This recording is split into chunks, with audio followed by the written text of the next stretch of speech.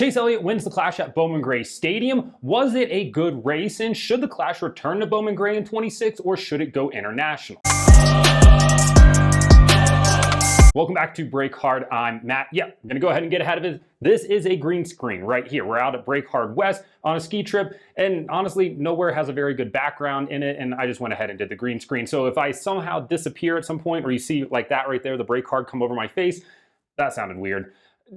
Pause, reset. If you see it show up through there, that's just because it's a green screen. Now, let's get into the actual race that happened on Sunday night. And Chase Elliott is victorious in the Clash. Is he back? The Chase Elliott fans are absolutely going crazy for this. You can, in fact, buy a Chase Elliott race win diecast already. They're selling Chase Elliott Clash win merch, which seems excessive, but it's Chase Elliott fans. He is the most popular driver after all, right? He leads 171 of 200 laps and pretty much looked untouchable on Sunday night, and even in his heat race on Saturday night as well. Ryan Blaney drives from dead last on the field in 23rd, using that points provisional for the highest finisher in points in 2024 to make it into the Clash. He then drives all the way up to second. Looked like that 12 car was absolutely rolling like it was Martinsville last fall. Same tires Martinsville last fall as well. That soft tire races really, really well on short tracks, and I hope we get it in more places, but he's only able to get up to second. Chase Elliott goes on to win the race. Denny Hamlin in third, rounding out your podium. No podium celebration this time like we had at the Coliseum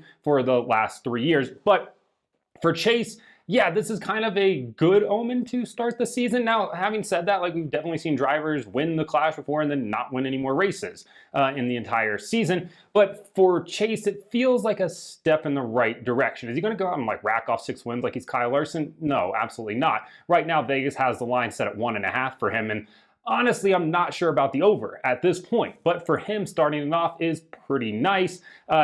His dad did win the Clash in 1987, went on to win the Daytona 500 that same year. Will Chase repeat that? Of course, the Clash then was at the Daytona International Speedway. Let's talk about the actual race, though.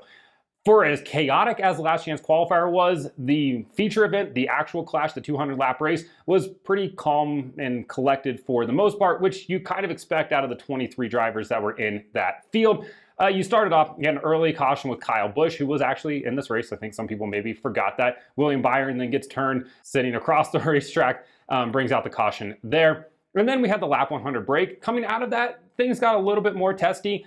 We had Kyle Larson and Chase Briscoe going for synchronized spins and different incidents on top of that. Then we had Carson Hocevar getting Carson Hocevar'd by Christopher Bell, who really didn't want to do it. He kind of got shoved in there by Joey Logano, like he was Kevin Harvick shoving Brad Keselowski into that fight with Jeff Gordon at Texas back in 2014. And then you had another incident of Kyle Larson and William Byron both spinning around there as well. But it was pretty much the Chase Elliott show for the entirety of the race until the end there. Getting into lap traffic, I know some people are going to point out that the Chevys got right out of Chase Elliott's way, and then they got right back in the way of Ryan Blaney. And obviously, tensions are still high. People are still pretty sensitive about what happened at Martinsville last fall. Yeah, obviously, it's an exhibition race. Can't get too worked up about it, but that is certainly something that everybody's going to be paying attention to going into the rest of the year. Overall, pretty solid race, good racing. It's Bowman Gray, right? The LCQ featured the most Bowman Gray moment when Burt Myers got spun out by Ricky Stenhouse Jr., goes into the wall, and you had some people raising their fist, jumping up and down in jubilation that Burt Myers got wrecked, and then Ricky parks it on the track because there's a red flag, and then you got all the fans up there giving him the double bird like they're Will Power, or, well, it's just Bowman Gray Stadium, so that's what happens when you go there. Team Amerivet, who fielded Burt Myers' car, went down to Ricky's hauler after the race and asked where Ricky was. Just a joke. But Ricky was lucky that all Bowman Gray wasn't waiting outside of his hauler like he did for Kyle Busch back at the All-Star race at North Wilkesboro last year. So the LCQ featured a lot of stuff. The Dillon brothers, exchanging blows like the Paul brothers wish that they could. You had Justin Haley reminding everybody that he's in this race, doing his Corey LaJoie impression again for the second night in a row. It's now just a recurring act that he's doing. Overall, pretty solid LCQ, chaotic for sure. Josh Berry transferred into the feature from that LCQ and kind of beat his way to the front there, which hey, it's Bowman Gray. That's what you have to do. And then you had Austin Dillon, who at one point looked like he was going to go full Richmond. You never want to go full Richmond. He thankfully did not end up doing that. He comes home third, did not get to advance in for Pop Pop. But was this a good race? On TikTok, I gave it an 80. And honestly, I think that's exactly where it belongs, is kind of an 80. It was a B- feature event. The whole weekend, A+. Like, it was phenomenal. One, to see the Cup Series go back to Bowman Gray. Winston-Salem just absolutely welcomed them in with open arms. Fans showed up. You had a sold-out crowd. You had fans from 44 states, 5 countries, 3 continents. 60% of the tickets sold came outside of that triad region in North Carolina. People were pumped up for this race. But overall, the feature, when you have a guy go out there and lead 171 of 200 laps, that kind of puts a damper on things. The racing was good. I'd like to see a little bit more passing. And I don't know, it just felt like it was missing a little bit of something. The heat races were great, the LCQ was great, and then we have the feature. And it's an exhibition race. I'm not gonna get all worked up in it. People are like, oh, they just beat and bang. Who cares? It's an exhibition race. So yeah, I'm not gonna get all worked up over it, but I am excited to see this potentially come back, and I'm really happy that they did go to Bowman Gray. I know there's a lot of people that were concerned about it. They're like, Los Angeles was really bad. Why would we want to go back to another quarter mile? Bowman Gray was essentially kind of built for this. Corner entry was way different than Los Angeles. It allowed guys to roll the center a lot better. It just raced better because it wasn't as confined, and I think it made for a much better show.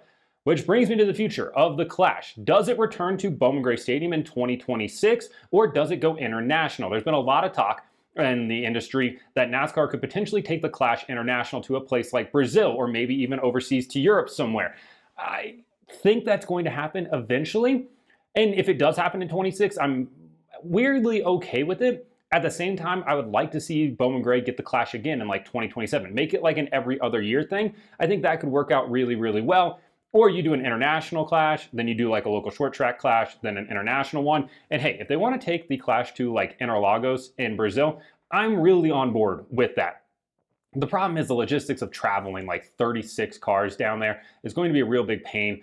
Who's going to cover the expenses for that? Are the teams going to be into it? Are the drivers going to be into it? I think there's a lot of things that need to go into that. But at the same time, it could be wildly entertaining, or maybe they even just build a purpose-built short track in a soccer stadium in Brazil and just kind of have the Clash down there just on a short track, which would actually be insane, honestly. Let the Brazilian fans bring in all the noisemakers and everything that they do. It would be top notch. Don't have your interstate battery car though.